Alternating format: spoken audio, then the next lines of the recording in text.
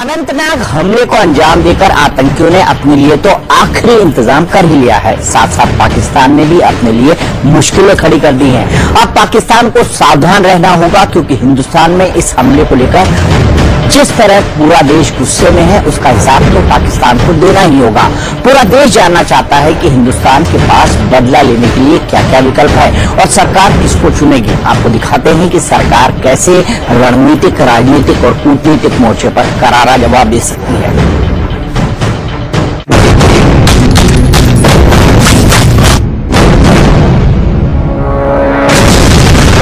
प्रधानमंत्री मोदी ने एलओसी पर बने आतंकवादियों के बेस कैंप की सैटेलाइट तस्वीरें भी देखी।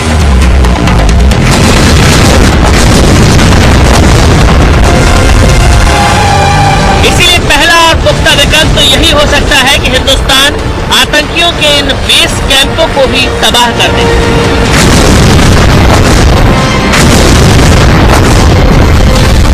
न एलओसी पर रहेंगे बेस कैंप और न ही आतंकी देंगे नापाक हरकतों को अंजाम। होम ग्राउंड टेररिस्ट है, उनके तो सिक्योरिटी फोर्सेज लगी हुई है, लेकिन जहां तक घुसपैठ का सवाल है, बाकी मिलिट्री ऑप्शन है।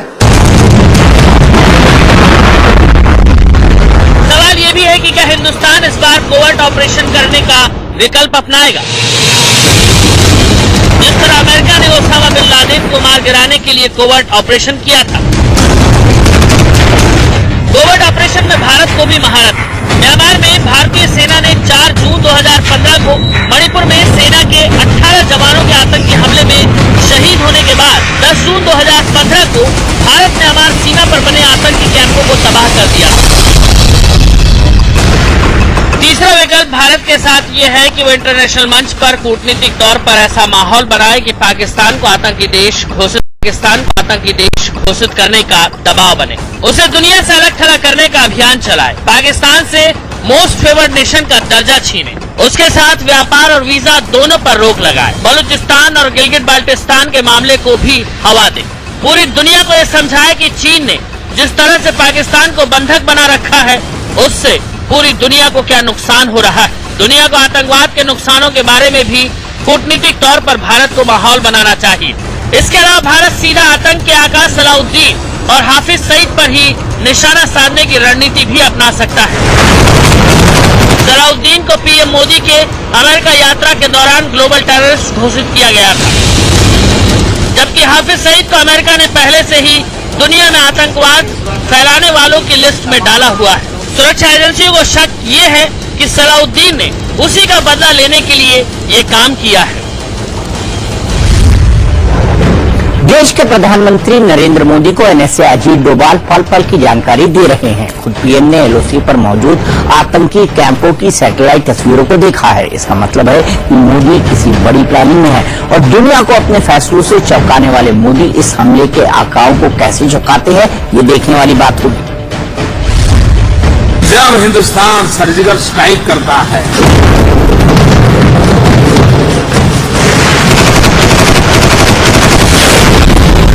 तब दुनिया को ताकत का अनुभव होता है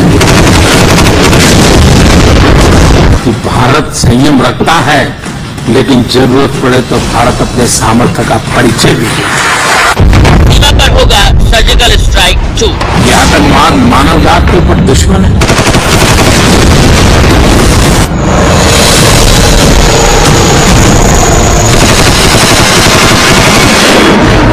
जब भारत आतंकवाद की बात बताता था, प्रधानमंत्री नरेंद्र मोदी ने पिछले महीने जब अमेरिका दौरे पर हिंदुस्तान की सर्जिकल स्ट्राइक के बारे में बयान दिया था, तो उन्हें पता भी नहीं था कि अगले ही महीने सर्जिकल स्ट्राइक 2 की नौबत आ जाएगी। अमरनाथ यात्रियों की बस पर हुए आतंकी हमले के बाद पीएम मोदी ने तुरंत ही घाटी की स्थिति का जायजा लिया और साथ ही पाकिस्तानी आतंकी कैंपों के बारे में भी मालूमात हासिल की। I am very optimistic.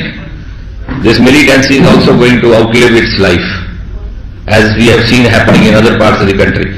I think we are now in the last phase of militancy. PoK में चल रहे आतंकी कैंपों की तस्वीरें खुद पीएम मोदी सैटेलाइट के जरिए देख चुके हैं। इतना ही नहीं, एनएसए अजीत डोभाल ने उन्हें वास्तु स्थिति से अवगत भी करा दिया है।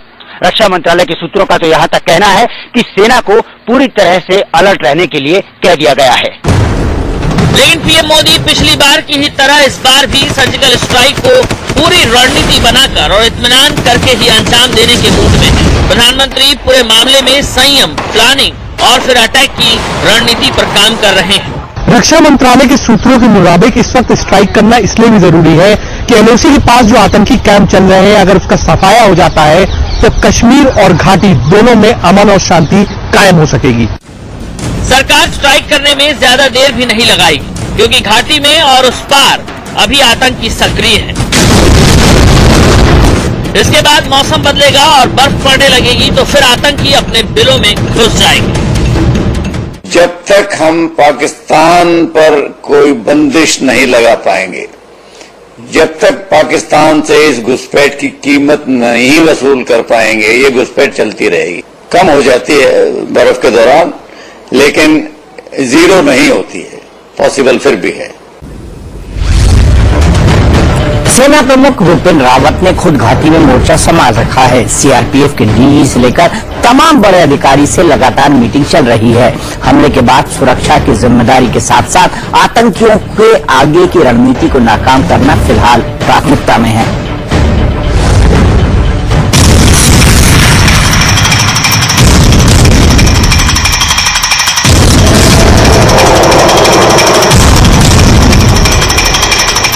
अमरनाथ यात्रा के दौरान श्रद्धालुओं पर हुए आतंकी हमले के बाद से सरकार, सेना और सभी सुरक्षा एजेंसियां मुस्तैद हैं। आर्मी चीफ बिपिन रावत खुद घाटी में मोर्चा संभाले हुए हैं। बिपिन रावत के साथ डीजी सीआरपीएफ, गृह राज्य मंत्री समेत कई अन्य सीनियर अधिकारी मौजूद हैं।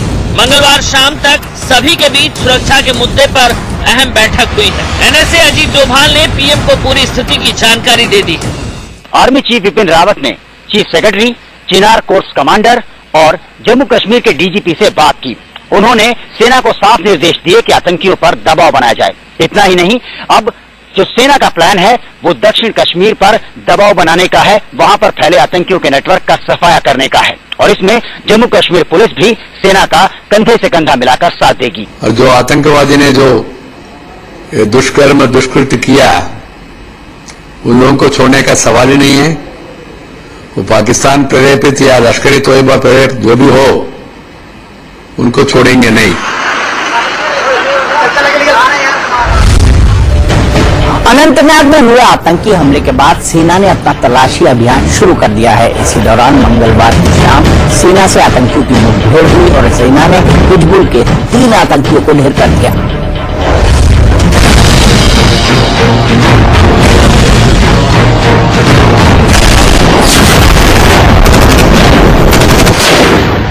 शुरू हो चुका है सर्जिकल स्ट्राइक 2 का trailer.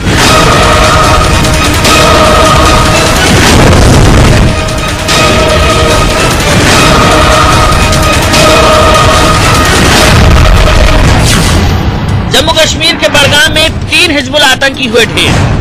As you are all aware, 3 local terrorists of the Hizbul Mujahideen cadre have been eliminated in a joint operation that was undertaken by 2nd Battalion Rashtriya Rifles, JNK Police Budgam and 176 Battalion CRPF। मंगलवार शाम से बड़गाम के रुद्वोड़ा इलाके में शुरू हुई ये मुठभेड़ लगभग 8 घंटे तक चली।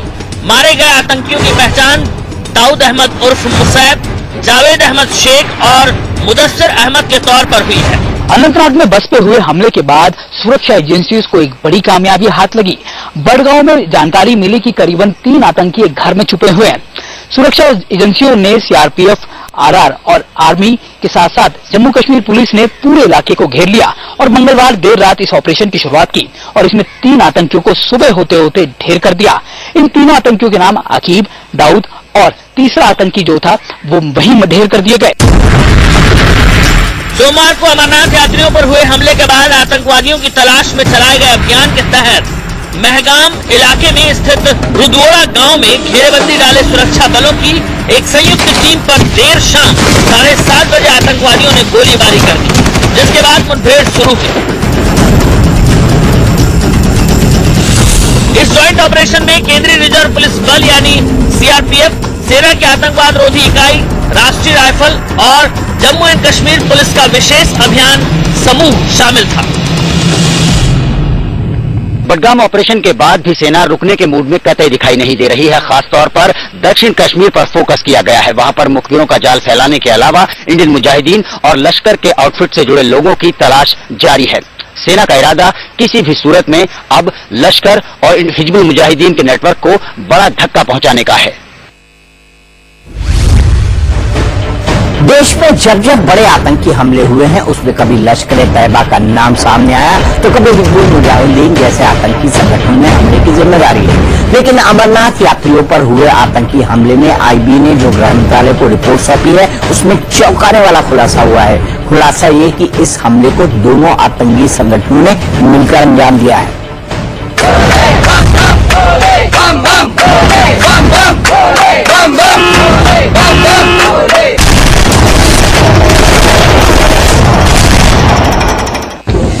बस के ड्राइवर को गोली मारकर बस पर कब्जा करना और फिर बस में सवार सभी यात्रियों को गोलियों से भून देना, इरादा यही था आतंकियों का। हमले का मॉड्यूल नया नहीं है, लेकिन सुरक्षा के कड़े इंतजामों के बीच आतंकियों ने इसी तरीके को चुना।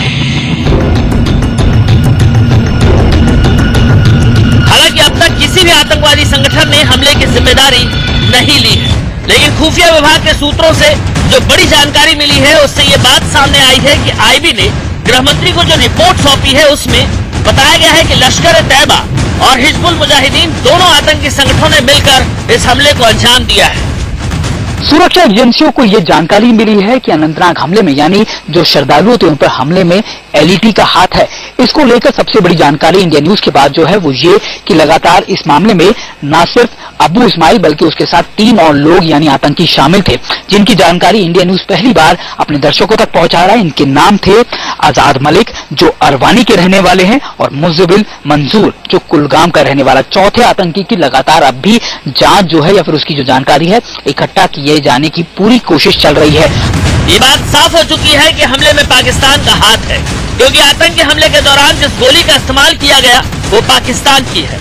बस और यात्रियों पर चलाई गई गोली AK-47 की है और जिस ग्रेनेड लॉन्चर UVGL का इस्तेमाल हुआ वो चीन का बना हुआ है। अमरनाथ यात्रियों पर हुए हमले के पीछे इंटेलिजेंस ब्यूरो को हिजबुल और लश्कर पर शक इसलिए भी है क्योंकि सैयद सलाउद्दीन जो कि हिजबुल का आका है और जिसे अमेरिका ने हाल ही में इंटरनेशनल आतंकी घोषित किया है, उसने चंद रोज पहले ही ये बयान दिया था कि वो अमरनाथ यात्रा को अपना निशाना बनाएगा। उसके इस बयान के फौरन बाद इस तरह की वारदात का पेश आना साफ करता है कि कहीं न कहीं लश्कर और हिजबुल के गठजोड़ ने ही अमरनाथ यात्रियों पर निशाना साधा है। इस्माइल जिसे इस हमले का मास्टरमाइंड माना जा रहा है वो लश्कर का आतंकी है, लेकिन लश्कर के आतंकी इस्माइल को हिजबुल के स्थानीय आतंकवादियों ने इस हमले में मदद की है। सेना की पहली प्राथमिकता में है हमले के मास्टरमाइंड अबू इस्माइल का सफाया। किसी भी सूरत हाल में सेना इस्माइल को पाकिस्तान भागने नहीं देना चाहती और इसके लिए सुरक्षा बलों ने उसे 50 किलोमीटर के दायरे में घेर लिया है। इस मामले में ताजा जानकारी ये है कि सुरक्षा बलों को अबू इस्माइल और उसके साथियों की 8 जुलाई के बाद की एक लोकेशन का पता मिल गया है। अब सुरक्षा एजेंसियां अबू इस्माइल और उसके 3 साथियों को जल्द ही खत्म कर देंगी।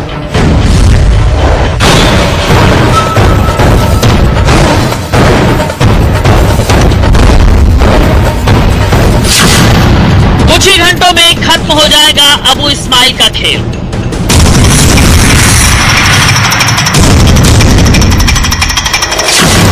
सेना, CRPF और जम्मू कश्मीर पुलिस ने की घेराबंदी।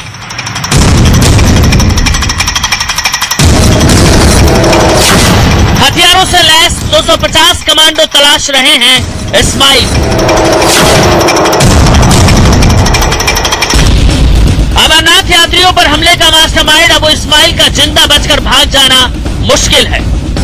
हमले वाली जगह यानी अनंतनाग के इर्द गिर्द तकरीबन 50 किलोमीटर के एरिया को सेना, CRPF और जम्मू कश्मीर पुलिस के जवानों ने घेर लिया है। चप्पे चप्पे की तलाशी ली जा रही है और साथ ही ड्रोन से भी इस पूरे इलाके पर पैनी नजर रखी गई है ताकि किसी भी सूरत हाल में अमरनाथ यात्रियों का हत्यारा अबू इस्माइल बचने न पाए। जो ताजा जानकारी सुरक्षा एजेंसी से आई है उसके मुताबिक अबू इस्माइल के अलावा दूसरे 2 आतंकी जिनका नाम आजाद मलिक और मजलिस मंजूर है, उनकी 8 जुलाई के बाद की लोकेशन ट्रेस हो चुकी है। अनंतनाग हमले से पहले 2 बार इन तीनों ने इस जगह की रेकी की। सबसे पहली रेकी 8 जुलाई को की गई। उसी दिन इस्माइल को शाम 5 बजे के करीब अनंतनाग के कोकेरनाग में देखा गया। उसके बाद इस्माइल को 9 जुलाई को खिरबल इलाके में देखा गया। फिर 10 जुलाई को हमले के बाद इन तीनों को अनंतनाग के हसनपोरा में देखा गया। जानकारी के मुताबिक इस पूरे हमले में 2 बाइक का इस्तेमाल हुआ। अबू इस्माइल को कैसे घेर कर मारना है, इसकी रणनीति खुद NSA अजीत डोभाल ने दिल्ली में बनाई है, क्योंकि लश्कर के इस कमांडर को जिंदा बचाने के लिए पाकिस्तान में बैठे आका और ISI पूरी ताकत लगाने की कोशिश में है। कौन है अबू इस्माइल? कैसे 18 महीने पहले पाकिस्तान से आकर इस आतंकी ने घाटी में अपनी पैठ बनाई? कैसे उसने पाकिस्तान में बैठे अपने आकाओं के आतंक के प्लान को घाटी में एक के बाद एक अंजाम तक पहुंचाया? अब हम आपको ये दिखाते हैं। 24 साल का अबू इस्माइल उत्तर कश्मीर में लश्कर का कमांडर है। जो जानकारी है उसके मुताबिक अबू इस्माइल पाकिस्तान के मीरपुर का रहने वाला है। इस्माइल लश्कर के आका हाफिज सईद का भेजा हुआ वो प्यादा है जिसने घाटी में लश्कर के दबदबे को कायम करने के लिए भेजा गया था। इस्माइल घुसपैठ के जरिए पाकिस्तान से 18 महीने पहले भारत आया था। उत्तर कश्मीर में इस्माइल को आतंकी हमलों का जिम्मा सौंपा गया। इसके साथ ही इस्माइल पर उत्तर कश्मीर में लश्कर के नेटवर्क को मजबूत करने की जिम्मेदारी थी। इस दौरान इस्माइल ने कई आतंकी हमले किए, सेना के जवानों को निशाना बनाया, लेकिन हिजबुल कमांडर बुरहान वानी को सेना ने पिछले साल जुलाई में ढेर कर दिया था। वानी की मौत के बाद सेना ने ऑपरेशन क्लीन के तहत सैकड़ों आतंकियों को ढेर कर दिया। एक आंकड़ा कहता है कि वानी की मौत के बाद तकरीबन 164 आतंकियों को मार गिराया गया, जिसमें लश्कर के भी कई टॉप कमांडर मारे गए। पिछले कई महीनों से सेना की कार्रवाई से बौखलाया और जिस आतंकी समूह की कमर टूट जाने के बाद लश्कर ने यह तय किया कि अबू इस्माइल को दक्षिणी कश्मीर यानी साउथ कश्मीर में भेजा जाए और किसी बड़ी वारदात को अंजाम दिया जाए। अनंतनाग लगातार इसी का एक बड़ा हिस्सा था। लेकिन अपनी नेटवर्किंग में मौजूद अबू इस्माइल ने अबू दुजाना को साइडलाइन कर दक्षिण कश्मीर में अपना सिक्का जमा लिया। 10 लाख के नाम इस्माइल ने इससे पहले कई वारदातों को अंजाम दिया। बताया जा रहा है कि दिसंबर 2016 को बड़गाम जिले में बैंक लूट को अंजाम देने वाले 3 आतंकियों के जो चेहरे सामने आए थे उनमें से एक अबू इस्माइल भी था। लेकिन पाकिस्तान में बैठे लश्कर के आका चाहते थे कि इस्माइल घाटी में बड़े हमले को अंजाम दे। अनंतनाग में अमरनाथ यात्रियों पर हमला उसी बड़े हमले की साजिश का हिस्सा था। और अब अच्छी खबर, डिजिटल LOC पर रहेंगे बेस कैंप और न ही आतंकी देंगे नापाक हरकतों को अंजाम। होम ग्राउंड टेररिस्ट है, उनके तो सिक्योरिटी फोर्सेज लगी हुई है, लेकिन जहां तक घुसपैठ का सवाल है बाकी मिलिट्री ऑप्शन है। सवाल ये भी है कि क्या हिंदुस्तान इस बार कोवर्ट ऑपरेशन करने का विकल्प अपनाएगा? जिस तरह अमेरिका ने ओसामा बिन लादेन को मार गिराने के लिए कोवर्ट ऑपरेशन किया था, कोवर्ट ऑपरेशन में भारत को भी महारत है। म्यांमार में भारतीय सेना ने 4 जून 2015 को मणिपुर में सेना के 18 जवानों के आतंकी हमले में शहीद होने के बाद 10 जून 2015 को भारत म्यांमार सीमा पर बने आतंकी कैंपों को तबाह कर दिया। तीसरा विकल्प भारत के साथ ये है कि वो इंटरनेशनल मंच पर कूटनीतिक तौर पर ऐसा माहौल बनाए कि पाकिस्तान को आतंकी देश घोषित करने का दबाव बने, उसे दुनिया से अलग थलग करने का अभियान चलाए, पाकिस्तान से मोस्ट फेवर्ड नेशन का दर्जा छीने, उसके साथ व्यापार और वीजा दोनों पर रोक लगाए, बलूचिस्तान और गिलगित बाल्टिस्तान के मामले को भी हवा दे, पूरी दुनिया को यह समझाए कि चीन ने जिस तरह से पाकिस्तान को बंधक बना रखा है उससे पूरी दुनिया को क्या नुकसान हो रहा है। दुनिया को आतंकवाद के नुकसानों के बारे में भी कूटनीतिक तौर पर भारत को माहौल बनाना चाहिए। इसके अलावा भारत सीधा आतंक के आका सलाउद्दीन और हाफिज सईद पर ही निशाना साधने की रणनीति भी अपना सकता है। सलाउद्दीन को पीएम मोदी के अमेरिका यात्रा के दौरान ग्लोबल टेररिस्ट घोषित किया गया था, जबकि हाफिज सईद को अमेरिका ने पहले से ही दुनिया में आतंकवाद फैलाने वालों की लिस्ट में डाला हुआ है। सुरक्षा एजेंसियों को शक ये है कि सलाउद्दीन ने उसी का बदला लेने के लिए ये काम किया है। देश के प्रधानमंत्री नरेंद्र मोदी को NSA अजीत डोभाल पल पल की जानकारी दे रहे हैं। खुद पीएम ने LOC पर मौजूद आतंकी कैंपों की सैटेलाइट तस्वीरों को देखा है। इसका मतलब है कि मोदी किसी बड़ी प्लानिंग में है। स्थिति का जायजा लिया और साथ ही पाकिस्तानी आतंकी कैंपों के बारे में भी मालूमात हासिल की। I am very optimistic. this militancy is also going to outlive its life, as we have seen happening in other parts of the country. I think we are now in the last phase of militancy. PoK में चल रहे आतंकी कैंपों की तस्वीरें खुद PM Modi satellite के जरिए देख चुके हैं। इतना ही नहीं, एनएसए अजीत डोभाल ने उन्हें वास्तु स्थिति से अवगत भी करा दिया है। रक्षा मंत्रालय के सूत्रों का तो यहाँ तक कहना है कि सेना को पूरी तरह से अलर्ट रहने के लिए कह दिया गया है।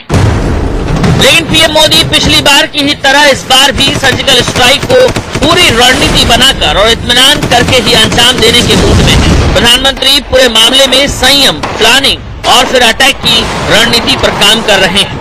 रक्षा मंत्रालय के सूत्रों के मुताबिक इस वक्त स्ट्राइक करना इसलिए भी जरूरी है कि एलओसी के पास जो आतंकी कैंप चल रहे हैं, अगर उसका सफाया हो जाता है तो कश्मीर और घाटी दोनों में अमन और शांति कायम हो सकेगी। सरकार स्ट्राइक करने में ज्यादा देर भी नहीं लगाएगी, क्योंकि घाटी में और दुनिया को अपने फैसलों से चौंकाने वाले मोदी इस हमले के आकाओं को कैसे झुकाते हैं, ये देखने वाली बात होगी।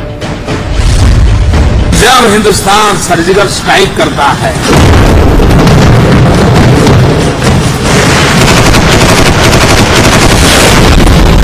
तब दुनिया को ताकत का अनुभव होता है कि भारत संयम रखता है, लेकिन जरूरत पड़े तो भारत अपने सामर्थ्य का परिचय भी देगा। सीमा पर होगा सर्जिकल स्ट्राइक 2। यह आतंकवाद मानव जात के ऊपर दुश्मन है।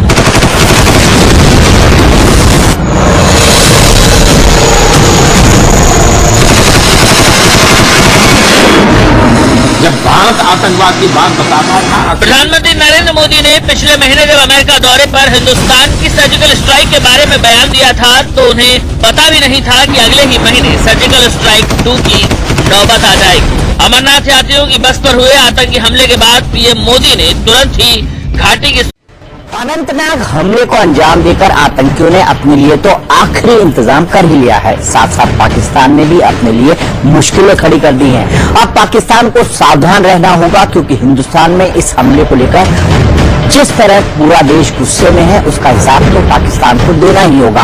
पूरा देश जानना चाहता है कि हिंदुस्तान के पास बदला लेने के लिए क्या क्या विकल्प है और सरकार किसको चुनेगी। आपको दिखाते हैं कि सरकार कैसे रणनीतिक, राजनीतिक और कूटनीतिक मोर्चे पर करारा जवाब दे सकती है।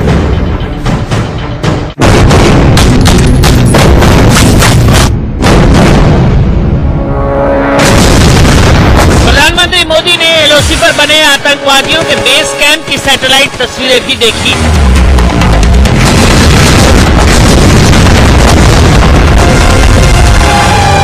इसीलिए पहला और पुख्ता विकल्प तो यही हो सकता है कि हिंदुस्तान आतंकियों के इन बेस कैंपों को भी तबाह कर दे।